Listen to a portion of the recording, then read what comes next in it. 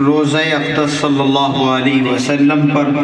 دعائے مغفرت کی درخواست۔ سرکار دو عالم صلی اللہ علیہ وسلم اپنی قبر اطہر میں باحیات ہیں، اس لیے جیسے حضرت صلی اللہ تعالی علیہ وسلم کی زندگی میں ان سے دعائے مغفرت کی درخواست کرنا، سفارش کی درخواست کرنا جائز تھا، ویسے ہی دنیا سے رخصت فرما جانے کے بعد بھی روزہ اقدس صلی اللہ علیہ وسلم پر حاضر ہو کر درخواست کرنا جائز ہے۔ لہٰذا روزہ اقدس صلی اللہ علیہ وسلم پر حاضری دینے والے یہ درخواست کر سکتے ہیں کہ اللہ کے رسول صلی اللہ علیہ وسلم ہم سراپا گنہگار ہیں، آپ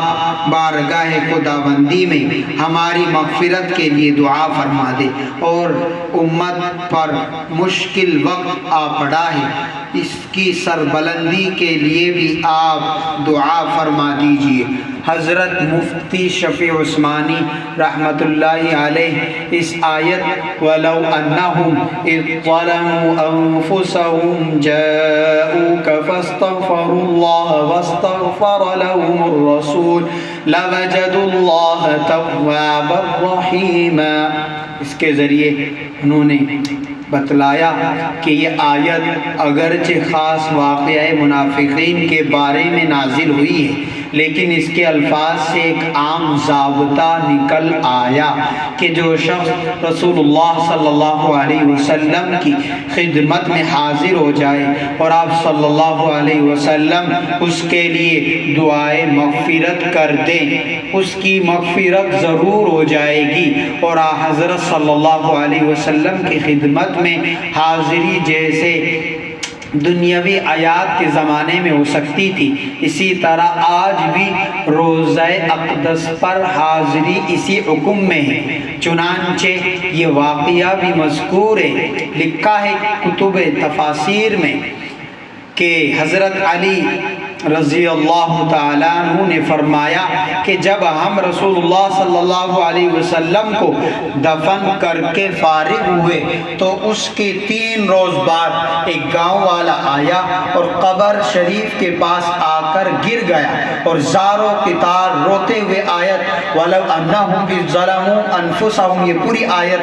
پڑھی۔ اللہ تعالیٰ نے اس آیت میں وعدہ فرمایا ہے کہ اگر گنہگار رسول اللہ صلی اللہ علیہ وسلم کی خدمت میں حاضر ہو جائے اور رسول اللہ صلی اللہ علیہ وسلم اس کے لیے دعائے مغفرت فرما دے تو اس کی مغفرت ہو جائے گی۔ اس لیے میں آپ کی خدمت میں حاضر ہوا ہوں کہ آپ صلی اللہ علیہ وسلم میرے لیے مغفرت کی دعا کریں۔ چنانچہ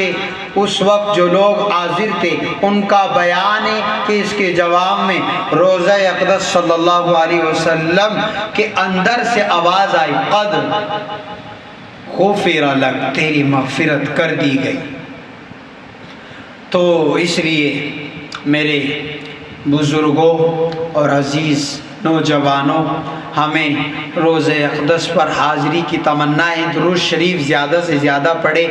اب جو وہاں پہنچ جائے، اب مسئلہ یہ بھی آتا ہے کہ درود افضل ہے یا سلام افضل ہے، تو علامہ سخاوی لکھتے ہیں کہ روزہ اقدس کے پاس کھڑے ہو کر سلام پڑھنا افضل ہے، اور شیخ زکریا لکھتے ہیں کہ اس ناکارے کے نزدیک صلاۃ کا لفظ یعنی درود بھی کثرت سے روایات میں ذکر کیا گیا، اس لیے بندے کے خیال میں اگرچہ ہر جگہ درود و سلام دونوں کو جمع کیا جائے تو زیادہ بہتر ہے کہ بجائے السلام علیکہ یا رسول اللہ یا السلام علیکہ یا نبی اللہ کے الصلاۃ والسلام علیکہ یا رسول اللہ، الصلاۃ والسلام علیکہ یا نبی اللہ، یہ دونوں الفاظ جمع کر لے، صلاۃ بھی اور سلام بھی۔ تو اور حاضری کے آداب بھی ہم جانیں، وہاں جا کر بہت سارے ساتھی بے ادبی کا بھی مظاہرہ کرتے ہیں، بے ادبی کرتے ہیں۔ حضور جیسا بڑا دربار کون سب سے بڑا دربار ہو سکتا ہے جہاں حضور تشریف فرمائیں۔ اس لیے جب روضہ اقدس پر حاضری کا ارادہ ہو تو خوب طہارت اور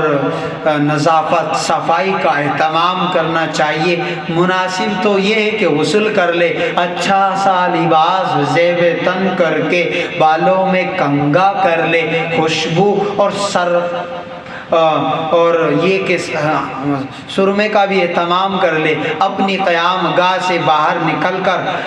کچھ صدقہ کرے اور وقار کے ساتھ ڈرتے ڈرتے سہمے ہوئے کہیں کوئی بے ادبی یا گستاخی نہ ہو جائے، قدم اٹھاتے ہوئے مسجد نبوی تک آئے، آسانی ہو تو باب جبرائیل سے مسجد نبوی میں داخل ہونے کی کوشش کرے اور دائنہ قدم رکھتے ہوئے بسم اللہ والصلاة والسلام علی رسول اللہ اللہم اغفر لی ذنوبی وافتح لی ابواب رحمتک پڑھ کر اعتکاف کی نیت کر کے اگر سہولت ہو تو سیدھے ریاض الجنہ پہنچ کر محراب میں اس کے قریب جہاں آسانی ہو سکے 2 رکعت تحیت المسجد پڑھے، نماز سے فارغ ہو کر اپنے ہوش و حواس درست کرے تاکہ سستی اور غفلت نہ رہے، اس کا استحضار رہے کہ یہ دربار کس کا ہے، محبوب رب العالمین کا، شفیع المذنبین کا، رحمت للعالمین کا۔ یہ سوچے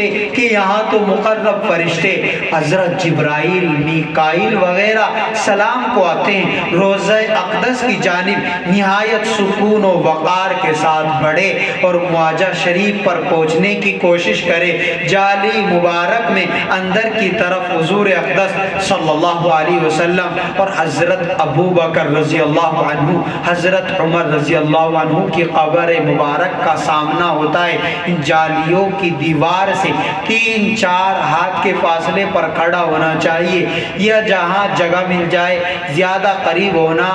یہ بھی ایک طرح کی بے ادبی کہی گئی ہے۔ آنکھیں پرنم ہو، دل دھڑک رہا ہو، نگاہیں نیچی ہو، ادھر ادھر دیکھنا، اندر جھانکنا، موبائل سے ویڈیو بنانا سخت بے ادبی اور گستاخی ہے۔ پاؤں ساکن ہو، باوقار رہے، آہستہ قدم، نیچی نگاہ، پست آواز۔ اب یہ تصور کرے کہ چہرہ انور صلی اللہ علیہ وسلم اس وقت میرے سامنے اور سرکار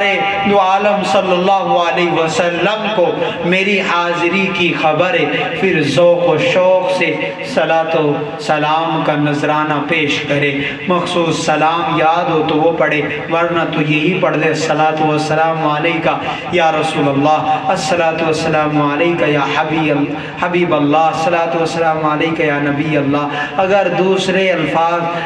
دوسرے لوگوں نے بھی سلام پہنچانے کی درخواست کی ہو تو ان کا سلام پہنچا دینا چاہیے، پھر اللہ سے دعائیں مانگنی چاہیے اور سرکار دو عالم صلی اللہ علیہ وسلم سے بھی دعائیں مغفرت کی درخواست کریں جو آیت ابھی آپ کو بتائی گئی اسی کے ذیل میں۔ پھر تقریباً 1 ہاتھ دائیں طرف ہٹ کر حضرت ابو بکر پر سلام پڑھنا چاہیے، پھر تقریباً 1 ہاتھ اور دائیں ہٹ کر حضرت عمر رضی اللہ عنہ پر سلام پڑھنا چاہیے۔ اس کے بعد پھر پہلی جگہ سرکار دو عالم صلی اللہ علیہ وسلم کے سامنے آ جائے اور خوب دعائیں کرے، حضرات شیخین کے لیے بھی دعائیں مانگے اور عزیز و قریب دوست و احباب اور جن جن لوگوں نے دعا کی درخواست کی ہے سبھی کے لیے دعائیں مانگے، تمام مسلمانان عالم کی بھی خیر و بھلائی کی دعا کرے، بالخصوص امت مسلمہ ہمارے فلسطینی بھائی، ان کی وہ جو اس وقت غذائی بحران کا شکار ہیں اور غذائی قلت کا سامنا کرنا پڑ رہا ہے، اور یہ کہ ہر طرف سے ان پر قیامت ڈھائی جا رہی ہے، ان کے لیے بھی آپ دعا کریں۔ اللہ تبارک و تعالی ہم سب کو مدینہ منورہ کی مبارک حاضری، مقبول حاضری نصیب فرمائیں۔ اللہ تبارک و تعالی سبھی کو مدینہ لے جائے۔